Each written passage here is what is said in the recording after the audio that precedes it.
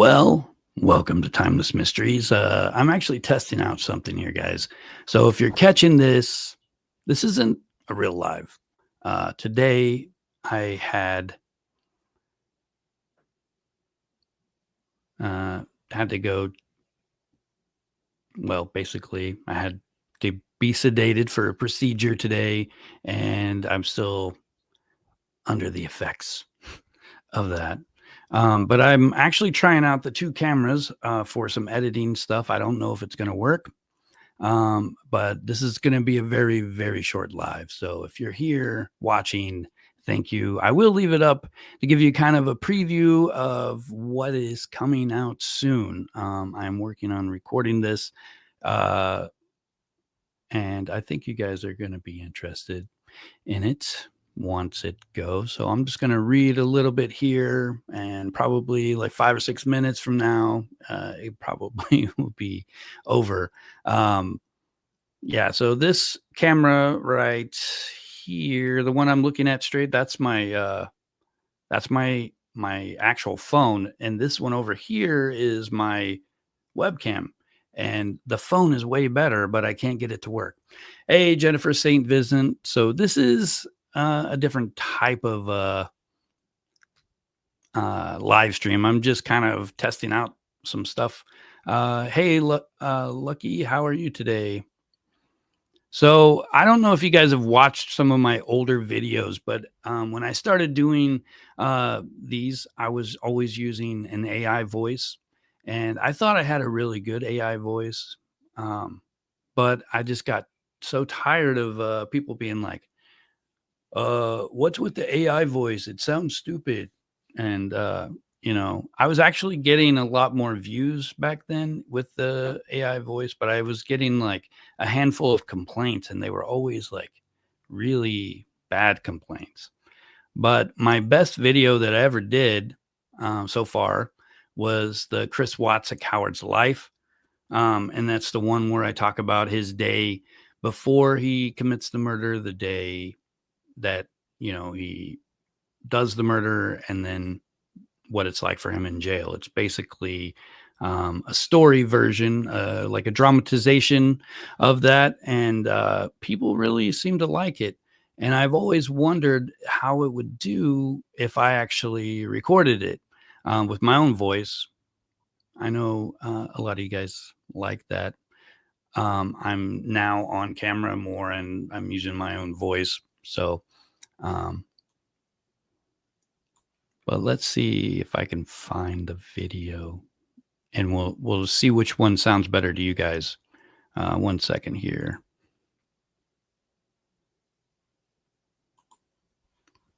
I'm going to share my screen. I think this will work. There's that. Check out some of my older videos. This one was from last year. I actually was writing it last year, but as you can see, it's this one right here that I'm circling here with my mouse, if you could see that. Chris Watts, A Coward's Life. So I'm just going to play. Found in his affair with this woman had become. That's Amazon offers hourly employees health care on day one for the whole family. So what's everyone up to today? Safety. Should I go, Mom? No. Don't tell your mother anything. Hi, everyone. Mark Barden here. I don't at think Sandy I Hook get Promise. paid for watching my On December 14th, 2012, my 7-year-old son. Chris Watts, his letters from jail. Is he admitted that he actually killed his daughter? So when I made this video, Inmate 674796, more commonly known as Chris Watts, now spends his days within the walls of Dodge Correctional Institution in Waupun, Wisconsin. He lives in a state of regret and fear. So what do you guys think of my AI voice? Should I have kept it? Hey, Maria. Where? I've lost my phone. Oh, I can't use my phone. But yeah, so that is my AI voice. I don't know what you guys think of it. I think it's pretty good. It sounds a little bit like Morgan Freeman until you actually listen to Morgan Freeman, and then you can tell it's somebody else. But I'll play a little bit more of it, and then I'll read it and see which one you guys like better. Maybe if I can remember where it's at. There it is. His only comfort coming from a silent God to whom he endlessly begs for forgiveness. A forgiveness that never seems to come. Each night, as he lies down to sleep, he dreads the next day, haunted by the memory of his last day as a free man. Welcome to Timeless Mysteries. Today, our journey will leave you questioning the limits of justice as we explore the life of a man confined for life.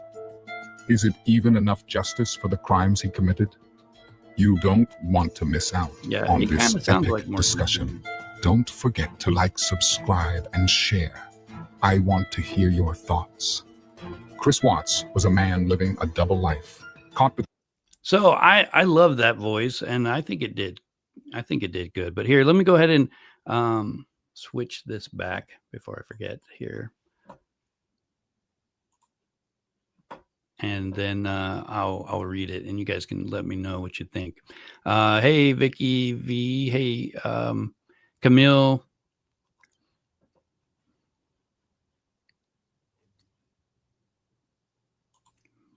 Where is it? Here we go. Let me see if I can do this. Okay.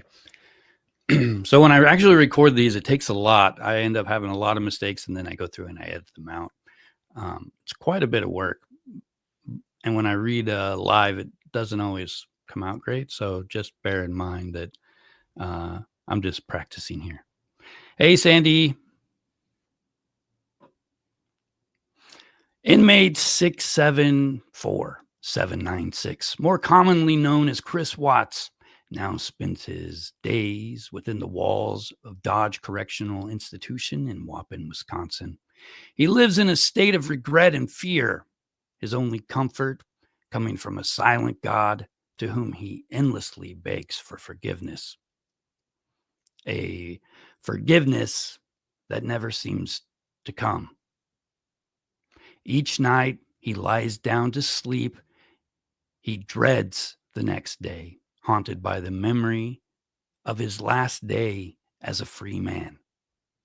Welcome to Timeless Mysteries. Please like and subscribe. Today, our journey will leave you questioning the limits of justice as we explore the life of a man confined for life. What do you guys think? I think I'm gonna redo the video and make it over with my own voice, but I don't know. I don't know that it will do as good because it's already been played so much, but I've been considering doing this for a very long time. And I'm curious, like, did this video do so well because of that voice? Here, I'll play some more of it. It really is, it really sounds nice, I think. Between the comfort of his family and the thrill of a forbidden relationship. That morning, Shanann was still away on a business trip, and Chris was home with their two daughters, Bella and Celeste. The day seemed ordinary, you notice that, filled with the routine of caring for the children. I had the picture backwards. He is a hero. He helps me grow up strong. He helped me not go to.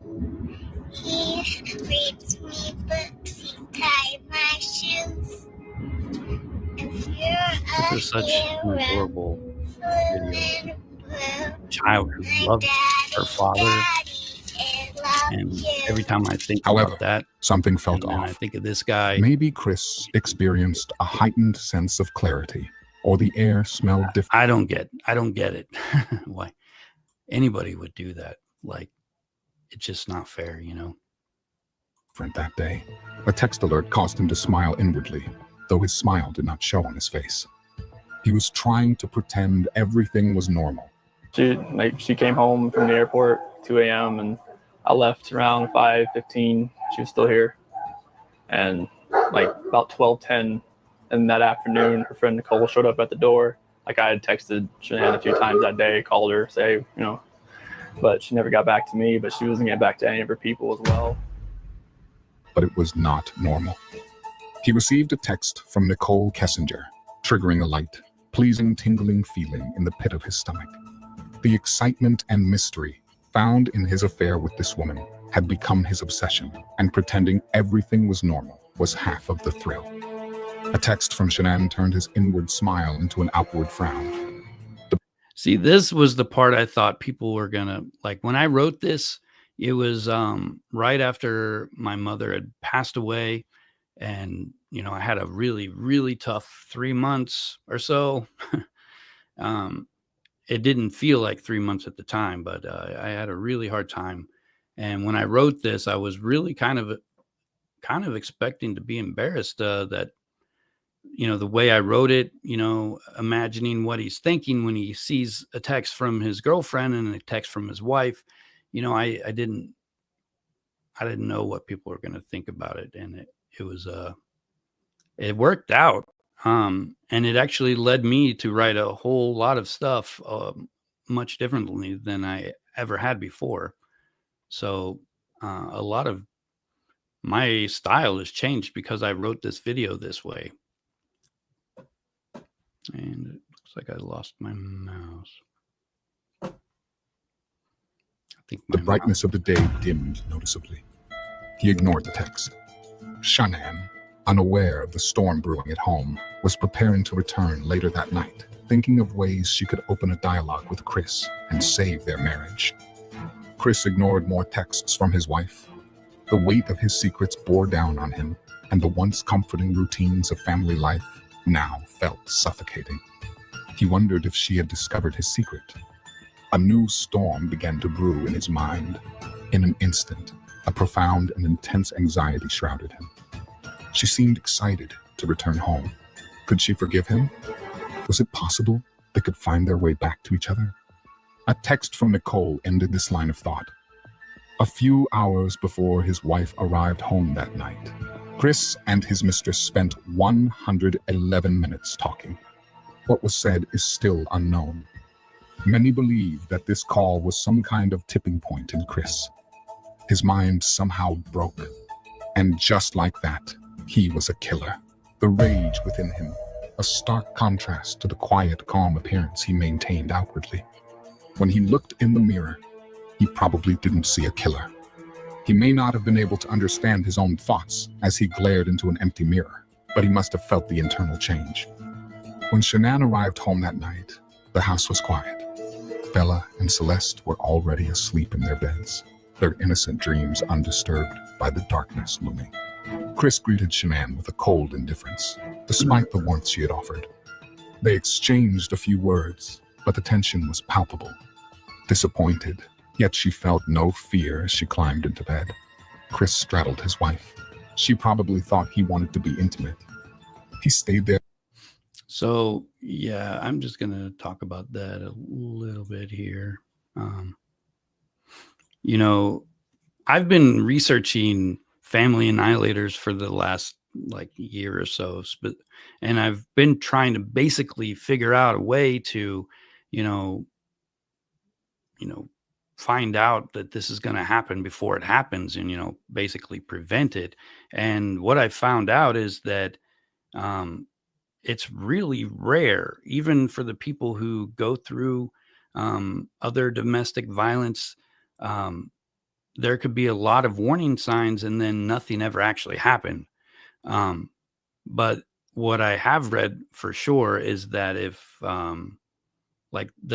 anyone who's a victim of strangulation and they go back home, they have a very high chance of next time they won't survive.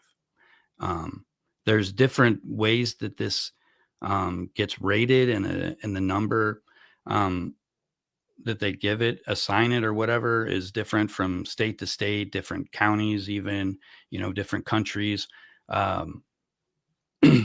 It's really, really scary.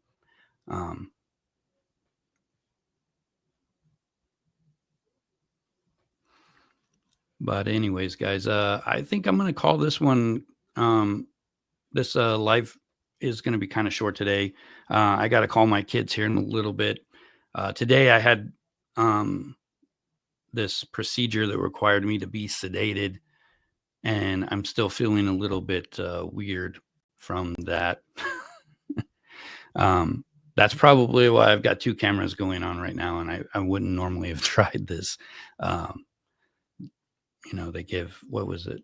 I forget what they called it. Some sort of benza something. But I had to have an IV, and I wasn't fully sedated, but I was very sedated.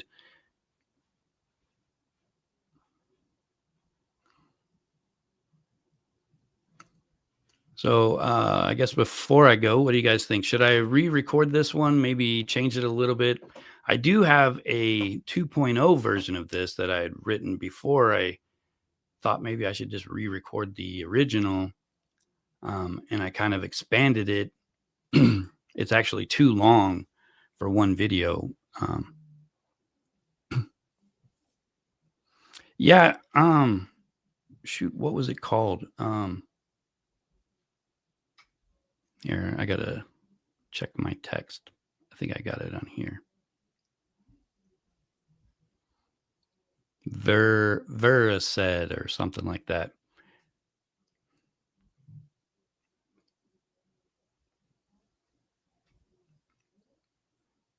But I Googled it, and I think it was some kind of benzodiazepine or something, like probably like Xanax, but it was through the IV. And they also they gave me fentanyl and that, and it was really weird. Hey, Lauren, glad you made it. This is kind of like just a, you know, random live. I'm testing out two cameras. I think my phone camera is the best, but I can't get it to work right. It doesn't connect with a wire. So with the Wi-Fi, it kind of goes in and out. I was actually trying to record like two angles for doing a talking head video. And then I was like, well, let's just try it out in a live stream. And I'm considering redoing one of my better videos. Yeah, well, I'm getting really bad dry mouth. I know whenever I first was done, I don't even remember anything. Like it's weird. Like I was talking to them, and then the next thing I remember is they're telling me where my shoes are, you know, and I'm walking somewhere. They gave me some food. I don't remember what it was, but I remember eating something. I mean, it was weird. But I had to get a injection in my spine to help with some nerve pain. So I'm hoping that I don't have to get back surgery. I know they've been trying to talk me into it, but I'm doing everything I possibly can not to, because I've seen too many people with more problems afterwards. So my goal is to wait until I'm falling down a lot or something before I go that route. Oh, Lauren, you remember here, let me share the video again a little bit. You remember this video that I did a long time ago, last year? Admitted that he actually killed not once, but twice. Inmate 674796, more commonly known as Chris Watts, considering now spends his re-recording days within the walls of Dodge Correctional Institution in Waupun, Wisconsin. He lives in a state of... And I've got like a 2.0 version, and I was going to record that today. And then I was like, you know what? The original version was just really good. It was just, I don't know what it is about it, but whenever I change anything, it just sounds different. Yeah, I don't know how much fentanyl they gave me, but I'm sure it wasn't as much as, you know, drug addicts use. But fentanyl is very scary. I was just reading about a police officer who was wearing gloves, and he reached into a car and he started like grabbing stuff, and then he just fell over and started convulsing. because he OD'd on fentanyl that absorbed in through the glove into his skin. Um, and they're putting fentanyl in like every kind of drug there is. I mean, it's a really bad thing. I mean, it shouldn't be a bad thing. It must be cheap, would be my guess. But I know that when my first child was born, they gave my ex fentanyl. She hated it and she couldn't swallow. She thought she was choking all the time. And it was a bad reaction to the med.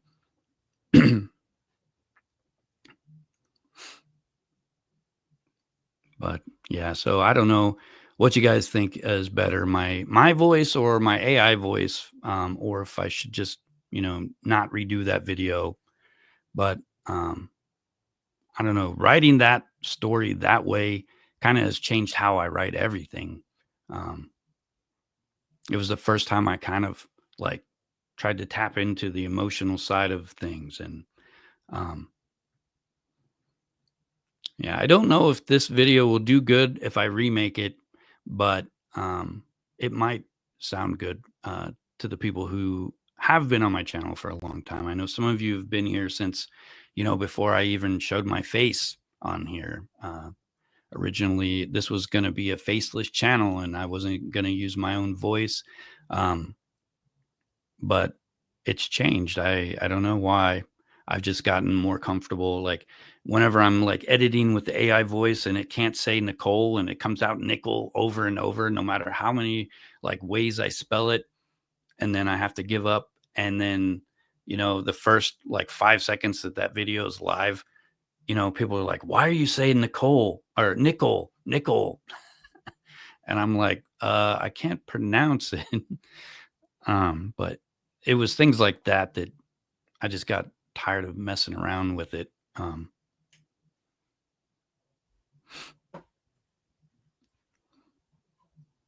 But yeah.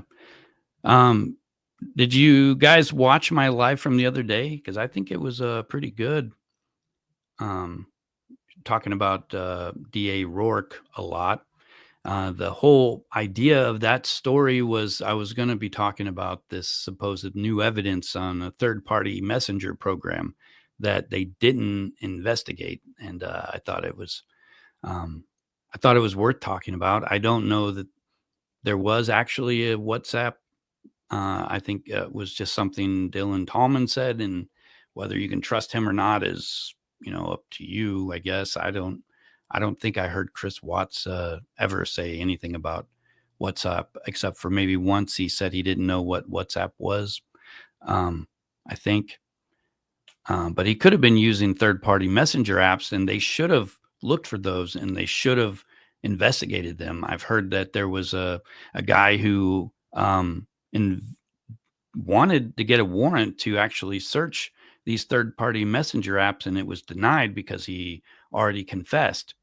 And, I guess with those kind of things, it just takes more money, and they had a confession. They didn't want to waste more money on it. So I don't know. I'm trying to find out more about it. So if you guys know anything, you can definitely leave a comment about that and I'll look into it. Or if you got something, you can email me. If you go to my About Me page, there's an email there. You can just send stuff like that there, and I'll at least look into it. But anyways, guys, thanks for being here. It was fun.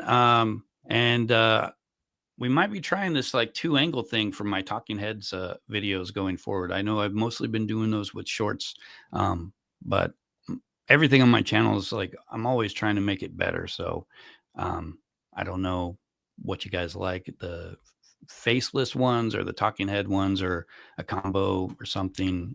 But I'm always trying to improve.